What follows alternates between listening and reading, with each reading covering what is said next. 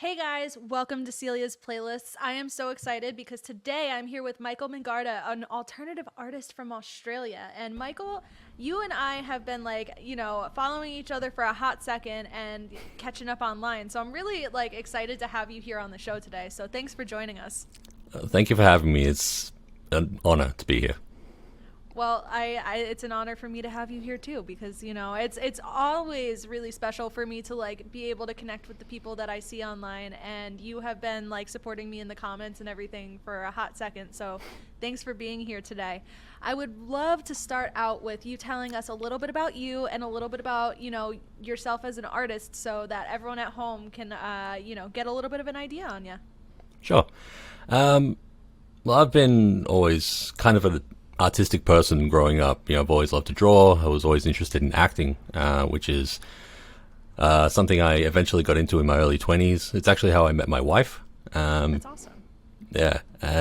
Always imagined myself doing music in some capacity for the longest time, but I never really had the confidence or the means, with the equipment or money to actually get myself started.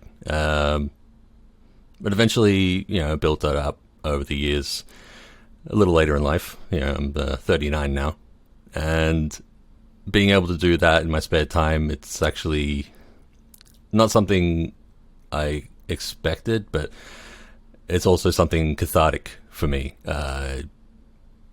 Being able to actually realize it after just thinking about it for so long. But my music influences were all over the place growing up, but I feel like I've taken a little bit from everything and just mashed it in together to what I've got now.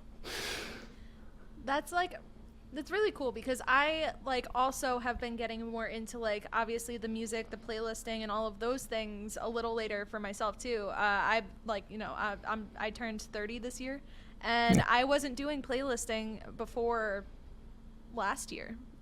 You know what I mean? So I feel like people don't really think about how being within the creative arts can be something that's really cathartic and something that can be a light in your life. What made you want to start again? What was that thing that was okay, now's the time for you? Well, it's a little bit of a long story, but That's fine. basically, like I said, it's always been something in the back of my mind wanting to do, even just for myself, not wanting to seek out fame or popularity or money or anything like that. It's just purely for me. Um, but one thing that really got me over the line was watching. There's one particular YouTuber, surprisingly enough, that sort of was that light bulb moment for me. Ellen Rose from Outside Extra. She's shared her story. I'm not going to get too much into it. It's not my story to tell. But basically, what she said is she had people in her life that were telling her, "You shouldn't do this. You can't do this, and it can't be. It shouldn't be on YouTube." She basically said to everyone, "Stuff you. I'm going to do it anyway." And I've been a big fan of hers for years, and hearing that story, I was kind of like, "Shit, why can't I do that?" So that was the light bulb moment for me. But it was eventually building up over the years. Ever since I met my wife, we, I eventually discovered spirituality. Through that, I was able to discover who I was, who I wanted to be, and it really sort of unlocked that sort of will to want to go towards things that were positive for me, things that I wanted, things that made me happy, rather than things that were expected of me. It was one of these weird upbringings where I had a bit of masculine toxicity, well, toxic masculinity, I guess you should call it, where there was an expectation of how I should be rather than, what I felt I should be. There was a bit of a clash. So it took a lot of time to actually fight through that, but it eventually got me over the line after I discovered spirituality and heard people's stories about how they overcame the negativity in their lives, and that really helped me. So I'm also I'm a spiritual girly, and I think you know that because sometimes that Yes. sneaks its way into my content, but I don't like to make my content all about that. Like, I could probably put it in more, but like for me, like I also went down the spiritual route, and I would love to hear like a little bit more about that and how it has affected your music. But for me, like you can tell that I'm doing that in like some of the themes that I'm doing. Like right now, I'm doing like a dark and light theme. At the time that this is released, you're gonna see that I'm gonna put up a second backdrop. Surprise! You get to know this before everyone else. Ooh. And it's gonna kind of be like a yin yang. So there's the dark one and the light one, and that's like something that I've been battling with. So I have a dark playlist and a light playlist, and I was able to separate those and like figure out my own thoughts through creativity, through like the arts, and through I don't know my own spiritual journey. So Yeah. I would love to like hear a little bit more about like did the spiritual journey that you went on, like did that affect your music when you got to that step? I think it allowed me to start because the songs that I've written so far, my first one especially, Breathe, that was. I wrote that during a really dark time in my life where I was borderline depressed. I hated my job. I felt like my life was going nowhere. Years ago, I wrote this. And once I went on that spiritual journey, I felt like this is the time where I can tell my story, release it to the world. Basically, it's about that moment in my life when I let the dark thoughts win. That was really hard to go through on a day-to-day basis. But eventually, once I learned the kind of person that I was and where I wanted to go in my life, just purely on a spiritual level, within myself, like regardless of external things, that allowed me to have the motivation to write that song, release it. It was like a full circle. It was a closure for me. So. I understand that because I do the same thing similar like to that with like the playlists that I like create because like I said, I had a dark playlist, a light playlist, and like there's a lot of themes and metaphors that you can take away from that, both on the spiritual journey and also like I was a film student in college, so like even if visually that's something that like has a lot of themes, and I feel like that's something that people deal with internally on the daily. Like those dark, heavy thoughts are things that keep people from creating. It's something that keeps people from starting things that like bring them joy. And I'm glad that like you found an outlet for that through music, because music, you can this, you can create any kind of sound. You know what I mean? Exactly. Yeah. And you can express emotions. So I know that like at least your latest song is a heavier song. Yeah. But like in your exploration within music, like how have you kind of like worked on finding that connection between like the emotions in the writing and like the songs that you are putting out? I think it all depends on the topic. For me, the last one I released, When I Was Free, that is basically a rant. It was just bitching at the world.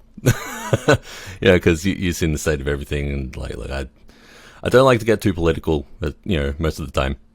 But I felt like it was a time for me to just get in front of the mic and go, ah!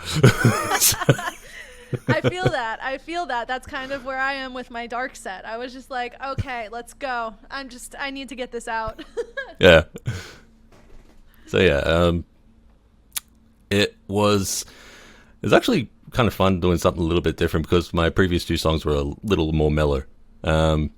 Redefine was actually a very spiritual song for me. I woke up one morning and it just came to me like that. It's kind of like the universe said, you need to write this song. And so I did. But that was more of a calmer feeling for me, where I felt this is just meant to be, because the song is about changing perspective and being more at peace within yourself.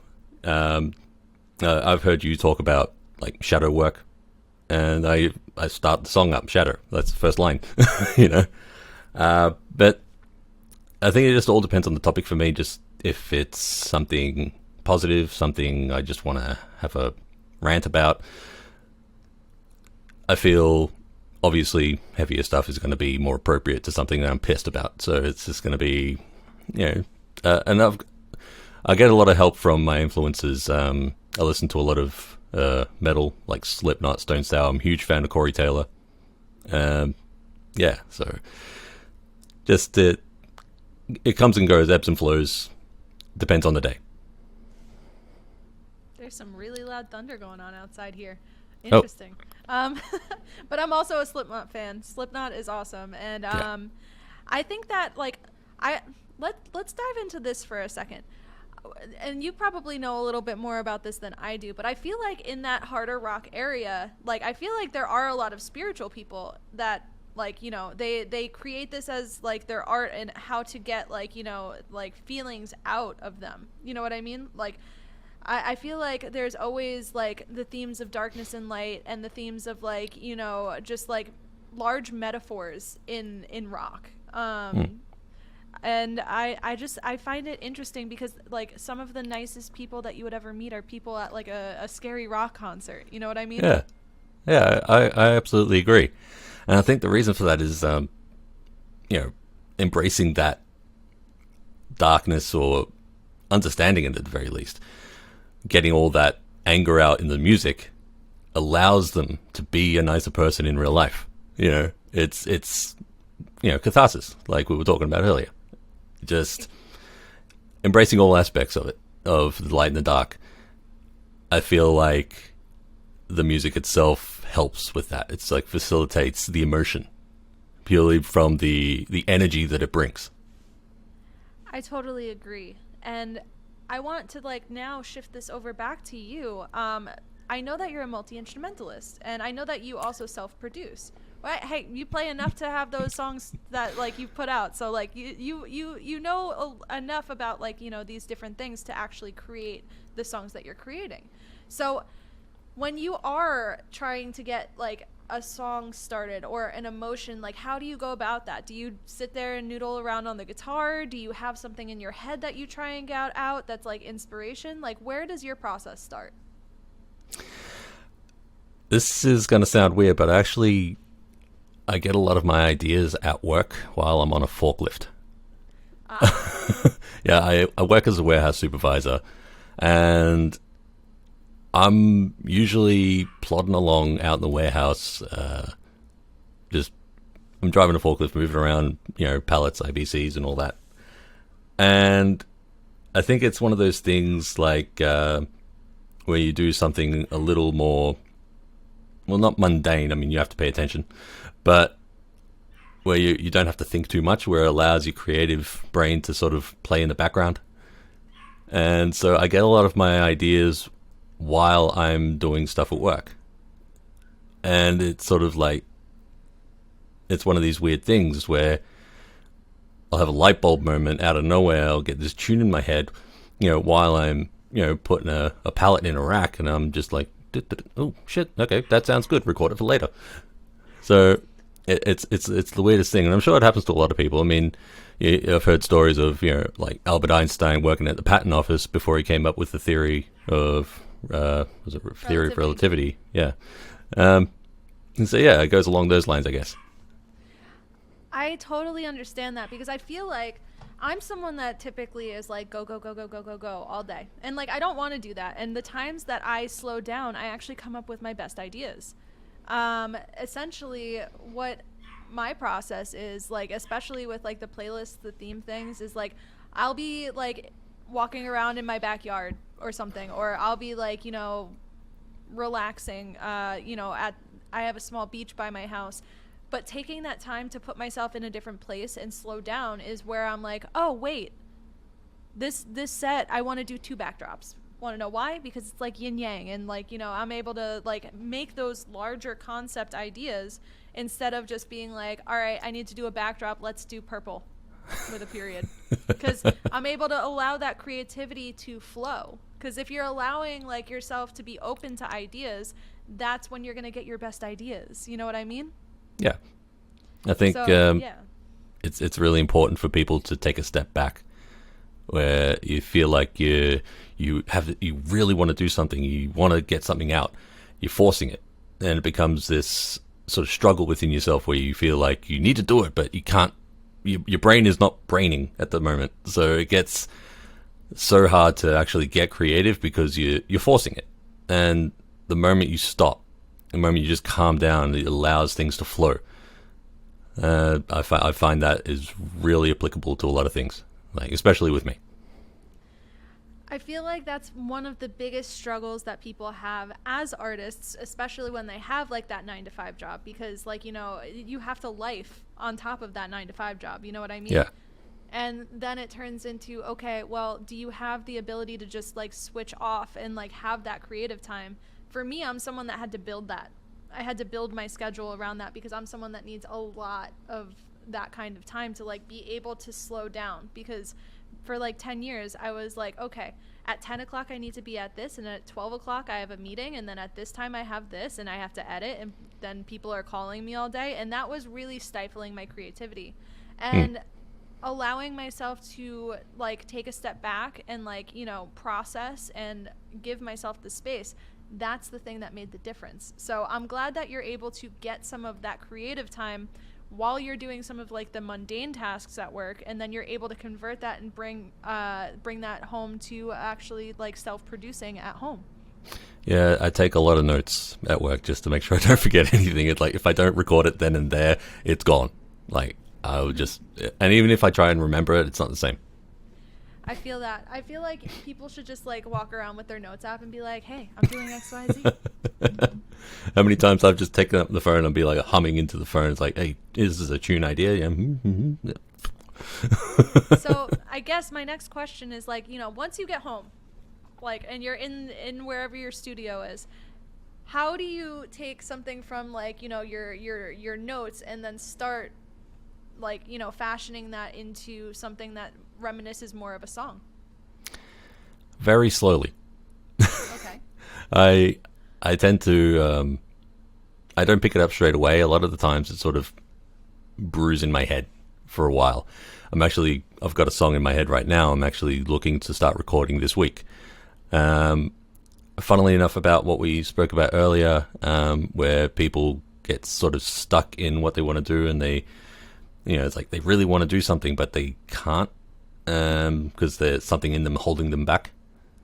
So the song's about that. It's not as heavy as the previous one, but that's okay. I get times where I just don't feel it at all. So I get home and I end up like playing a video game or just watching TV. Like I feel like if I find myself in those moments where I don't have the urge to start recording anything, I won't, because I know that if I try again, it will feel forced, and I won't get that creative result that I'm looking for. I understand that because I am someone that also would like force myself to do creative things, and it would turn into like the bare bones of whatever it could be, because I just knew I had to do it. Yeah. And it's never how I wanted it to come out. And then like I started making the space for myself to do that, and then it was a lot more organic, and like, you know, I felt more invested. So that's kind of like what I'm hearing for you, like you're able to connect more. Yeah. And the biggest thing for me, just in general in the entire music industry, where you see so many people out there treating it like a side hustle, where they want to make it, they want to make it big, they want to get the fans, they want to get the money, they want to get popular. I'm not anything to do with that. For me, music is about expressing emotion, It's about getting into your creativity, releasing those emotions that you feel like might be pent up. It's for, and I'm sure there's a case for a lot of other artists that they just do it. It's purely for them, where so many people treat it like it's something that they need to do in order to make it big. And I feel like that's the wrong reason. I feel like big is subjective. Like, you know what I mean? Like, it's whatever they think big is. And, like, I know for me, like, when I shifted to making content for myself rather than making content for what, like, I thought people wanted, it felt more authentic. Yeah. Specifically. So I think that's kind of where you're leading with this a little bit. Yeah. I mean, if it's not something that's authentic, it's no real point in doing it. I mean, you're just doing something that someone else wants. And in the end, anyone could do that. Anyone could do something that someone else wants. You just like, here's my list of things that I want you to do in your music. Do it. And I'm thinking, nah, this is my music. This is the way I want to do it. And it's on my time frame as well. And if nobody likes it, even if like I get 2 followers in my entire life, I got 2 more followers than I would have if I did nothing. So yeah, in the end, it's not about chasing that fame or fortune, or for me, it's for me. I think that's an important thing to touch on, because a lot of people, they feel like that everything is an external thing. And I could tell that you're a spiritual person because you're talking about all of it coming back to the inside. And I think that that's a really important thing for us to, like, obviously touch on, because whatever is going on inside of you is going to reflect outside of you. You know what I mean? Exactly. Yeah. Because if you are doing it for the wrong reasons, you're going to be taking the wrong opportunities. You know what I mean? Yeah. And if you start building it on a foundation of like, okay, well, let me pick my brain isn't. If you're trying to start your career by basically trying to do something like Dua Lipa does. I like Dua Lipa, so that's my example. But like, if you're like, okay, well, Dua Lipa does this, so I have to do this, then you're not being authentic to like what you are. Like, you are taking the outside and you're trying to change your inside to match the outside. But when you're like, going from your inner thoughts and your authenticity and yourself, you're going to draw the people that recognize that and feel the same about that. And that's going to get you a much better audience. It's going to have a much more supportive audience. And that's why, like, with me creating my content, like, I would rather continue to create the content and like really touch a few people rather than have millions of followers. You know what I mean? Yeah, I absolutely agree. It's I think there's a saying, so within, so without. And it really applies to music, where people listening can really tell when someone is being authentic or when someone's faking it. Like don't underestimate the ability of people's discernment. They can really pick it up. 100%.